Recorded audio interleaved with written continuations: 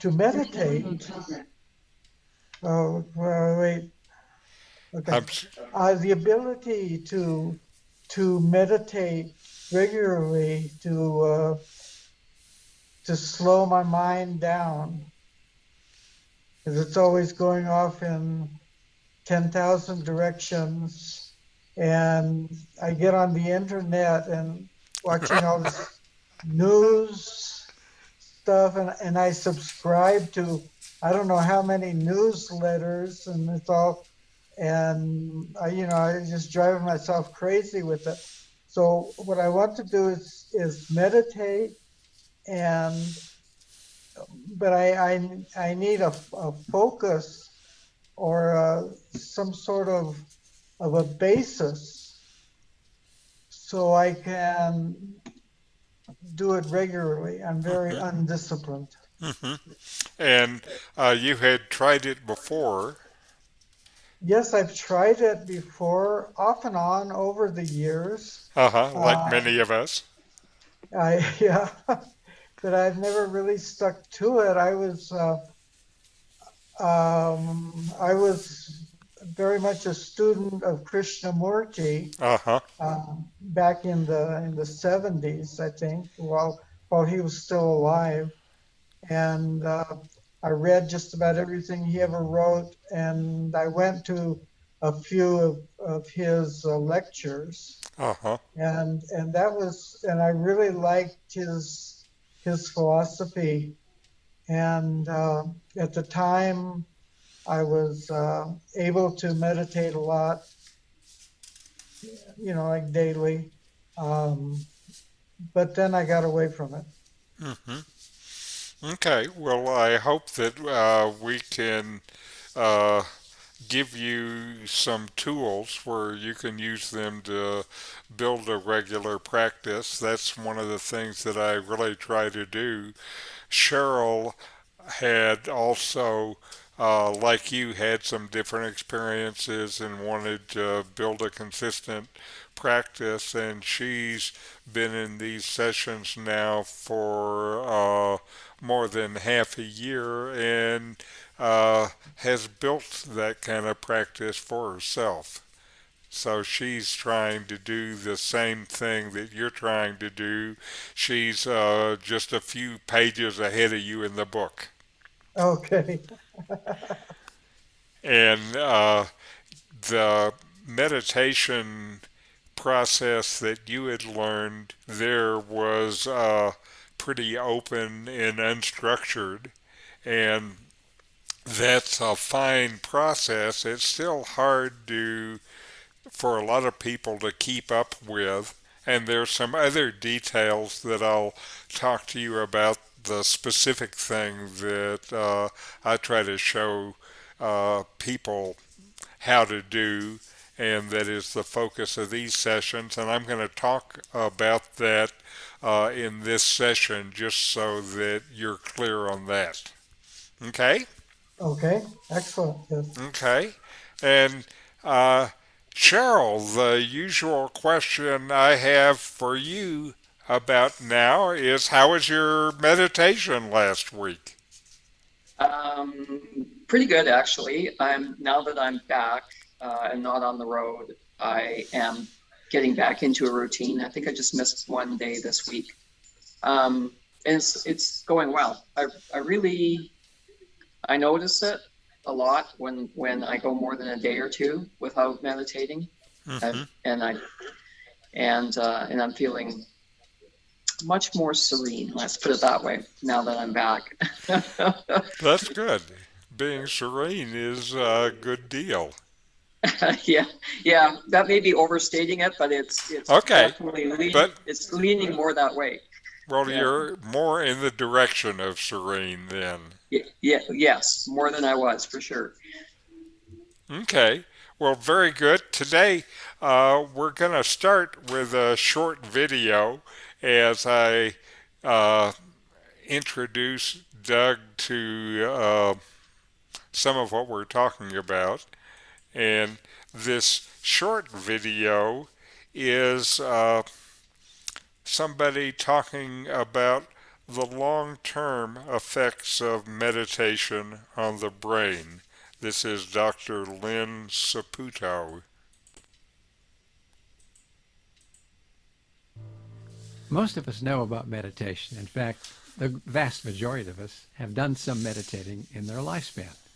And what it does is really fascinating because it brings us into the present tense, into the moment. And it takes us to a very deep place there where we begin to explore what's happening at that particular instant in time. The idea is to let go, let your thoughts go, not be concentrating on trying to feel a certain way, just to notice the things that happen, the thoughts that you have, and see how that feels. And when we do that in a way that's structured, oftentimes in connection with guided imagery, it does a lot to change what our state of anxiety is like. It helps us to relax and focus on what's happening at the moment rather than our expectation of what's going to happen in the future or what has happened in the past. Now, some studies have been done, both at Harvard and some other universities, that show that meditation has long-term effects that actually can predispose how our body will respond when a certain situation comes up. So if we do the right kind of meditation, we can have a kind of effect that's sustaining so that the way our body responds to certain situations will actually be changed in a positive way. The study that was done, that was published in Frontiers in Human Neuroscience in November of 2012, really was just a course of 8 weeks of meditation that was done in two different ways. One was the typical mindfulness meditation, which is different from what's called compassion meditation. In mindfulness meditation, what happens is we focus on our breath and our thoughts and our emotions. And in compassion meditation, we really develop more of a sense of kindness and compassion for ourselves and for others. Now, the studies at Harvard and Boston University that were done looked at people who had had a functional MRI 3 weeks before the meditation course and 3 weeks after it was completed. And what they looked at was the amygdala, which is a part of the brain that's involved with these kinds of feelings. And what they found is that if they showed images to people who had the regular mindful meditation, images that showed either a positive effect or a negative effect on a person who maybe was suffering, or a neutral effect, that after the course they were more relaxed about it, and they could just not get upset, and just it wouldn't have the same kind of effect that it might have had prior to the course that they took on meditation. The other group that did compassion meditation was quite different. There what happened is they found that the body responded in a much different way to negative emotions where people or animals or somebody was suffering. And it was something that lasted, meaning that after the course was finished, all these changes seemed to be there and were lasting for a long time.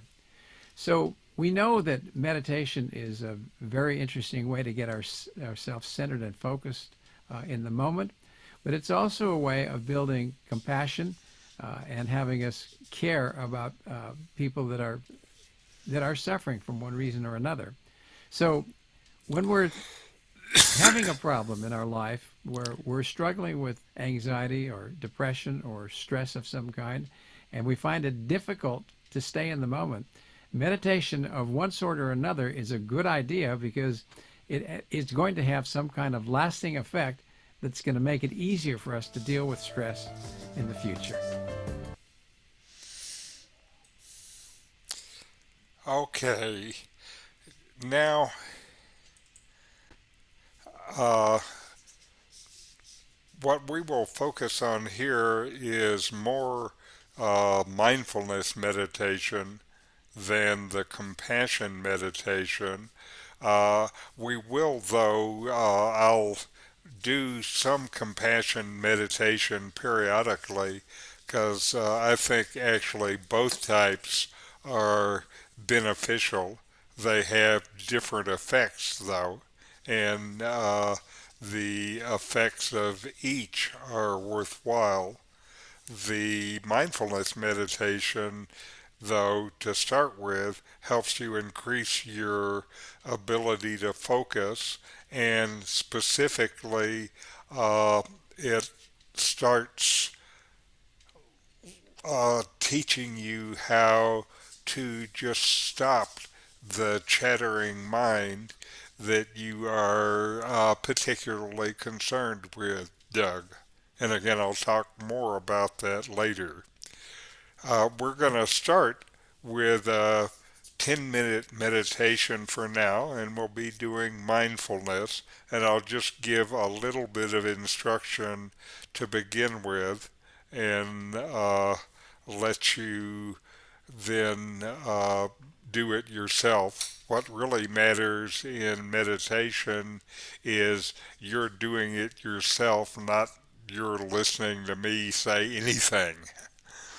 Uh, so, mindfulness is present moment awareness. That's all it is. And you are paying attention on purpose to in the present moment. And this is important. You're doing it non-judgmentally. So you are just letting what is there be there, and when it passes, you let it go. This letting things go when they pass instead of continuing to hold on to them is actually a problem for a lot of people, and it's one of the things that causes stress, unhappiness, and tension. So you're learning to just notice what is there and experience it while it's there, then let it go. So you and this non-judgmental attitude is important because if you start putting up, oh, this is good, this is bad, and all of that stuff, it just gets in the way of being open to the experiences and seeing what is there. Now, particularly, uh, the initial focus, the anchor, if you will, is on your breathing, and particularly, it's on the feel of your breathing, the feel in your body as you breathe in and out. I'll talk to you a little later about the significance of this feeling your body, but for now, just know that's what I want you to do. Just feel your body as you breathe in and you breathe out, and just notice what is there. Notice what comes up and let it pass. You fully receive whatever is experienced and then let it go. So I start and end the meditation with a bell, and so here we go.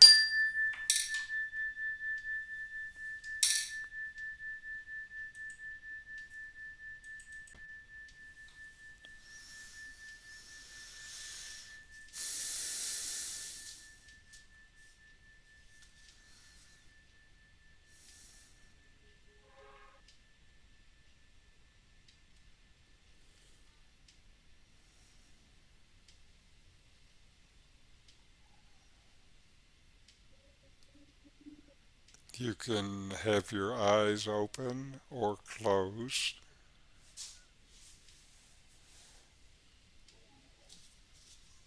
No special posture is needed. Just sit in a position where you can hold your body still.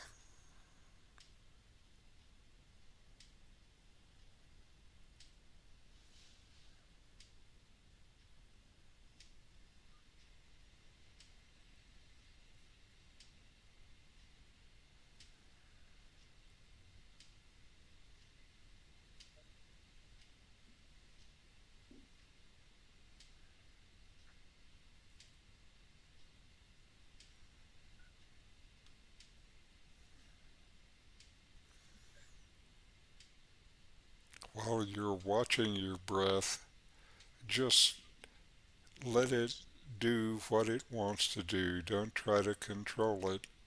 Just watch it.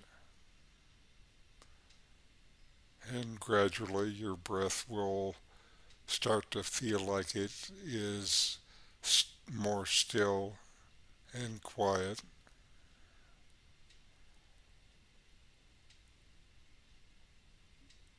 And whether your eyes are open or closed, keep them in the same place. When you move your body or you move your eyes, you move your mind also. And we want a quiet mind.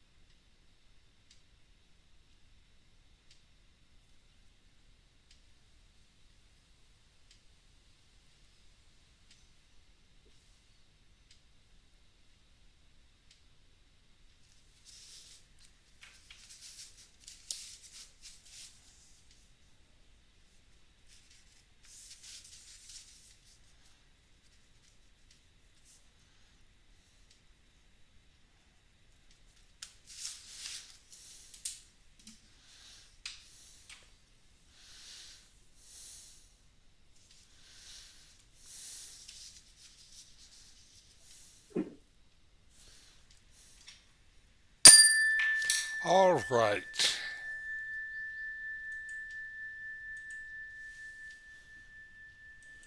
Now take a moment just to come back into the time and space that your body is in.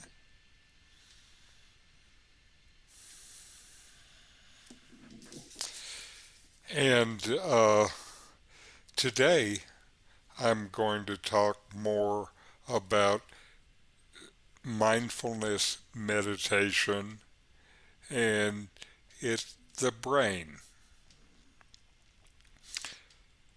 This time we're in, with much scientific study of meditation, gives us new ways to understand meditation and what's going on with your brain. This helps to understand the effects of regular meditation on your life.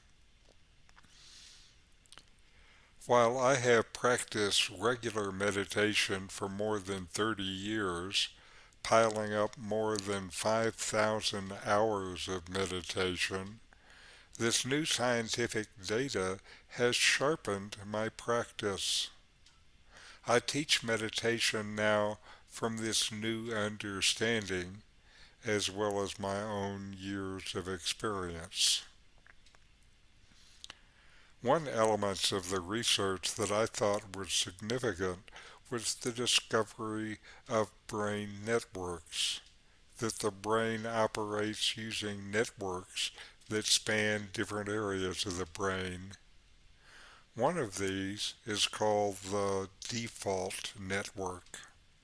It is called that because that brain scientists discovered that in the brain, when they thought the brain was in a resting state, it was not resting at all. Rather, the brain was always active. So the default state was what was happening by default even when there seemed to be no activity. This default state is filled with constant thought. Thoughts that, if you examine them closely, you'll notice they basically revolve around ideas of yourself. Now, I have met that default network before. Buddhists call it the monkey mind. It turns out when you meditate, you can turn off the default network. Brain scientists have actually seen this. You turn it off when you give it a sensory task to do. This switches on what they call the task positive network and turns off the default network. It further turns out that scientists have seen in meditators with lots of experience that the default network turns off entirely. This explains what I have heard from longtime meditators when they say, "My mind has stopped." This cessation of the default network is why most people experience meditation as a quiet time that is more peaceful than other moments in their life. The monkey mind has stopped, and when that happens, it's like a vacation from the monkey mind. For many, this is the best kind of vacation. This is why you go on vacations, just to have this moment. The specific way I show you to approach meditation is with instruction that is more than just watching the breath. I ask you to feel the breath. Feel it as you breathe in and breathe out. Feel it. This feeling your breath takes your mind into the task positive network and quiets the default network. So the heart of what we do involves feeling the breath and feeling the body. It doesn't end there, though. Rather, this is the process that opens the door to the kind of self-knowledge that meditation can bring. It also opens the door to experience the present moment. This feeling the body happens right now, in this instant. It is not a thought. It is not a memory. It's not anticipation of a future moment. It is experienced now. As you do this, you may notice more moments when joy seems to just spontaneously rise up. Well, the only time you feel joy is in the now, in this moment. Joy is not a memory or anticipation. It's an experience that only happens in the present moment. Another thing I sometimes ask you to do is called a body scan. This is where you pass through sections of your body, feeling them as you go. Current research shows that this is particularly effective in reducing cortisol, the body's main stress hormone, and at the same time it increases DHEA, which acts to counteract the effects of cortisol, of stress. Mindfulness of the feeling of the body also opens up your interoception, your ability to perceive your body. This includes things like the vagus nerve, the primary part of your body's autonomic nervous system. The vagus nerve connects the millions of neurons in your gut to the brain. This is the source for gut feelings, and some think that it's highly involved with intuition.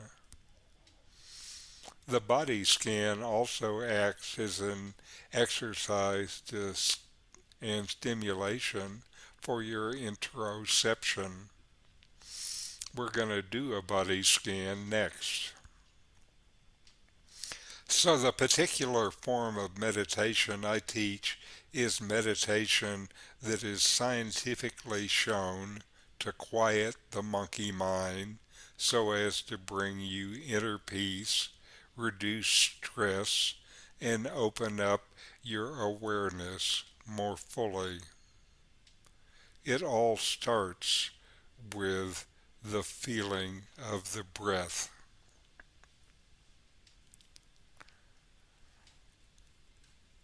Now we're going to uh, do a body scan. This will be a guided meditation from a video, and then after that we'll have another 10 minutes of mindfulness.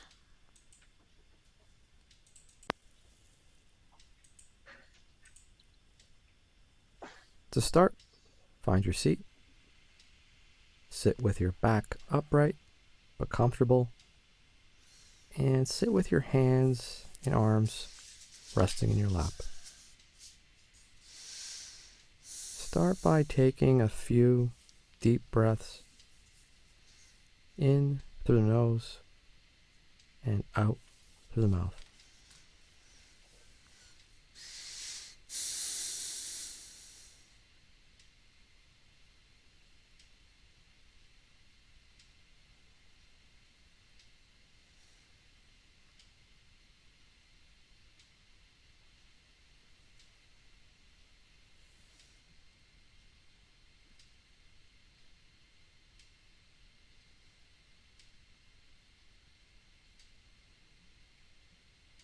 close your eyes and bring your attention to your body.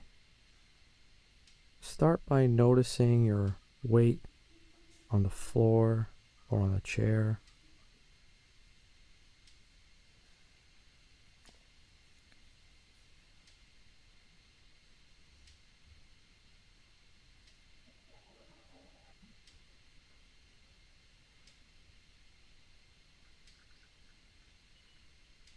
Start to notice any physical sensations in the body. Notice the physical points of contact, such as your butt against the chair, your feet on the floor, your hands in your lap. And just sit with these sensations for a few moments.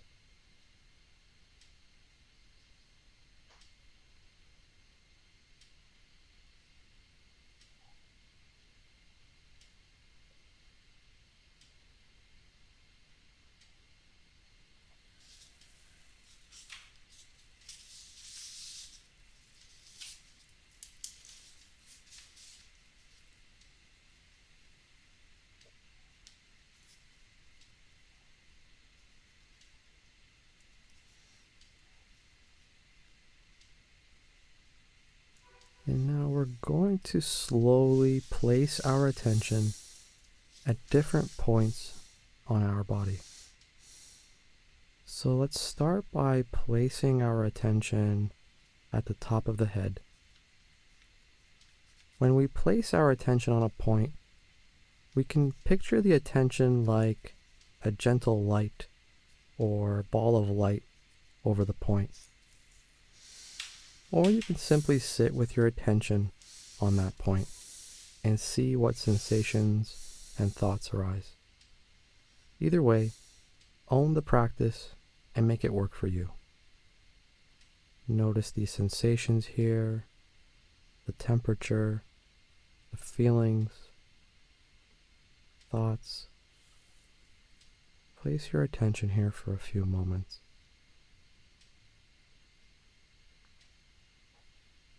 As we do this, place a gentle, open awareness on the point on your body, noticing what comes and goes in your cloud of consciousness non-judgmentally.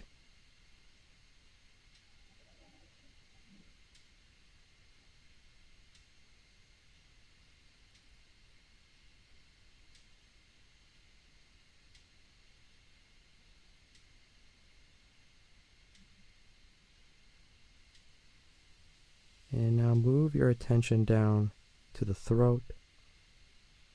Notice the sensations here.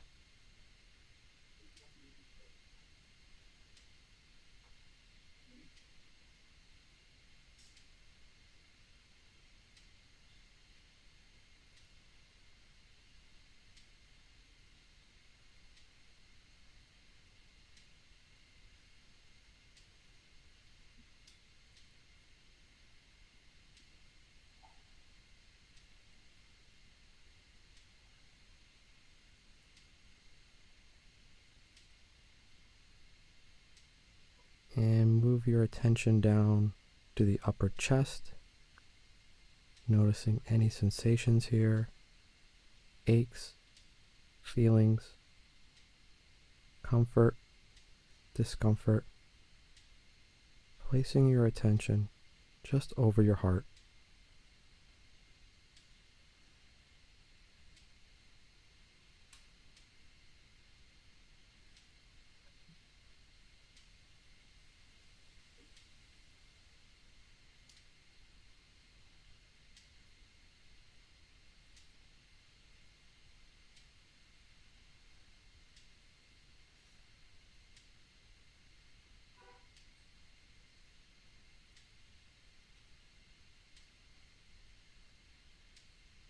And bring your attention down to the solar plexus or middle chest.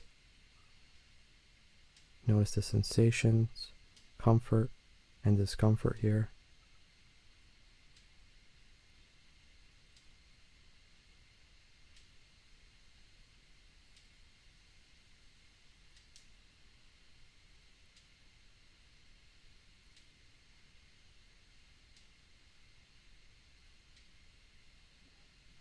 Moving down now to the navel, noticing any sensations, maybe the close against the stomach, the rise and fall of breathing, any feelings or thoughts.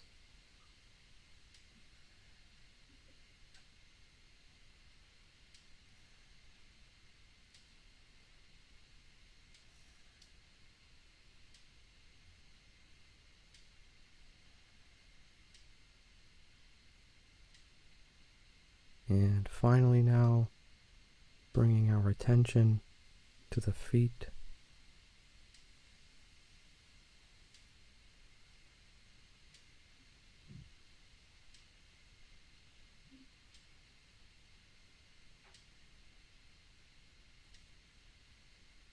And now let's move our attention back up the body, going through each point again, starting at the feet, to the navel, to the solar plexus, to the chest and heart, to the neck and throat, to the top of the head and forehead.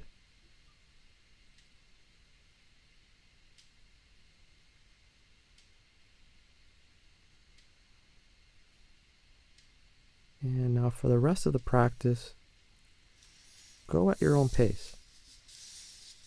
Down and up the points of attention, and again, visiting each point with an open awareness. Just going there with curiosity and without judgment. Not following any thoughts or feelings with more thinking. Just visit each point and place your attention there for a few moments.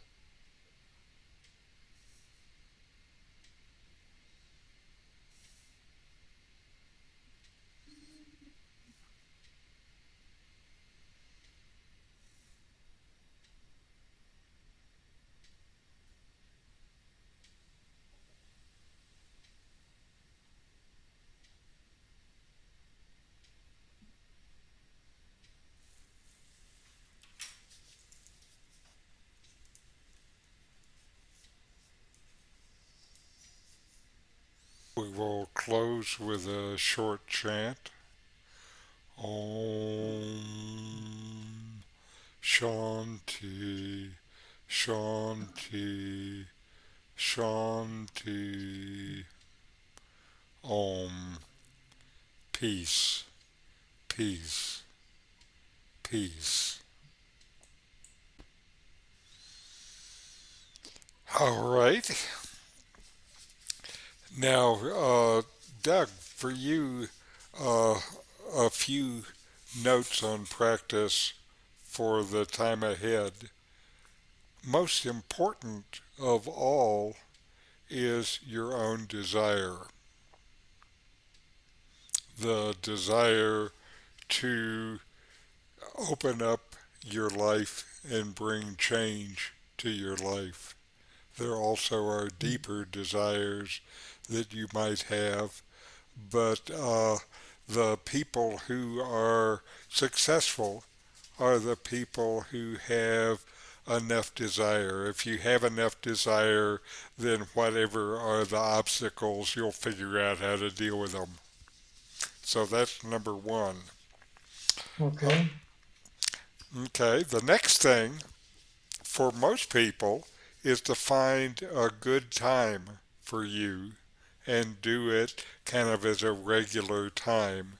Uh, you want to make this a habit, and for most people, having a regular time helps to make it be a habit. For some people, they like to do it in the morning when they first wake up. I did this myself for many, many years. Another pattern, like Cheryl has found sometime in the afternoon is best for her. And that's what she does. You want a time where it's quiet where you live, and you want a time where mentally you are good. You have your good stuff. So don't do it just before you want to go to sleep. Do it. Okay. You know, Yeah. it's important, and you want to do it at a time when you're at your best. Okay. And so this is really important. You also you can find lots of guided meditation videos on YouTube, and overall, I think they are good tools. That we use them here in these things. What I Mm-hmm. would suggest is for now, just stay with ones that are either breath watching or body scan.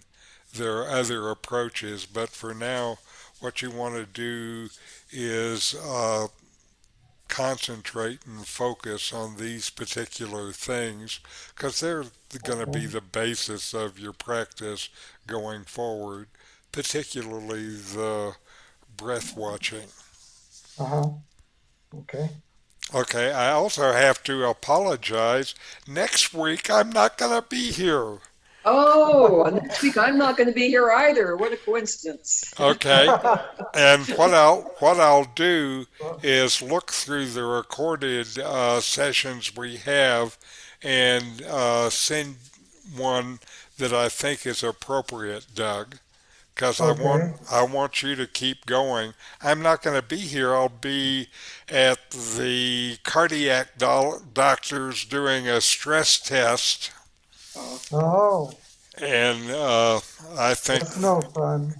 yeah, that is absolutely no fun, and I feel like I need to do it. I had a stent put in several years ago, and before the stent, I had this period where I just didn't have much physical energy, and I kind of feel like that again, and I'm just concerned that I need to look at it and take it seriously. So that's where I'll be next week. You'll be having fun. I try to use meditation to deal with those kind of processes, and Right. sometimes it actually helps a lot because if you're relaxed, it all goes better. Uh-huh. mhm. Okay. Any questions, comments? No, no. Um, the body thing, Yes. that doesn't I don't know, maybe I'm missing something probably, but I don't feel my body. I mean I picture it. I mean I know what my feet look like. I know what the top of my head looks like. So I'm picturing it in my mind, but I can't say that I feel it or that I get anything out of it. Hmm.